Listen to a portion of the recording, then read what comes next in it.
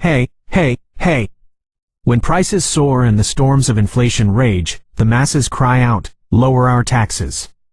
Hand out more cash. But a true leader sees a different horizon. In times of inflation, dare to raise taxes, and pour that capital into the future. This is the ultimate solution. The logic is simple. By raising taxes, you soak up the excess liquidity flooding the market, cooling down the overheated economy and halting the runaway cost of living. But you don't just let that money vanish.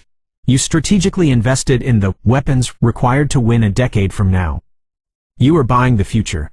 By suppressing prices while simultaneously planting the seeds for the next era's industries, a nation can achieve a prosperity that carves its name into history. It is, quite literally, an absolute economic victory. However, reality tells a different story. Not a single politician dares to speak this ideal. Why? Because they face three desperate barriers. The war between now and the future, who will nod in agreement when told, let us raise your taxes for the sake of industries 10 years away, while they are grieving over the price of today's bread?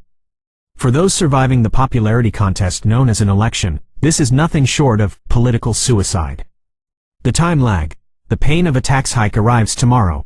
The fruits of investment ripen in 10 years. Modern politicians lack the courage to sacrifice their current seats for a success they won't be around to claim. The shadow of doubt. Is the investment genuine? If the government's chosen target misses the mark, the taxes are wasted, leaving behind nothing but a populace plunged into poverty. Ultimately, what is actually happening? Politicians won't say they are raising taxes. Instead, inflation itself acts as an inflation tax, a hidden levy quietly eroding your assets. As prices rise, consumption tax revenue grows automatically. As nominal wages creep up, income tax brackets trap more of your earnings. Without ever asking for permission, they silently siphon the contents of your wallet. Cooling demand through taxation and skyrocketing productivity with the proceeds, on paper, this is the perfect score answer derived by the ultra-elite.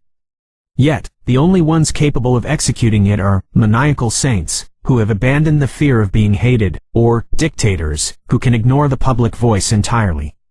Surprisingly, there is one figure who achieved this through a tricky maneuver: President Trump. By aggressively raising tariffs and using them as leverage, he compels massive global investment into America. While tariffs may cause a momentary spike in prices, they eventually cool demand and suppress inflation. If these massive investments succeed, America will flourish with new industries in a decade. Still, other nations cannot simply mimic him. We are left with a choice. Do we chase the sweet nectar of immediate tax cuts? Or do we, by our own will, choose the painful path of investing in the future? The answer has always been in our hands.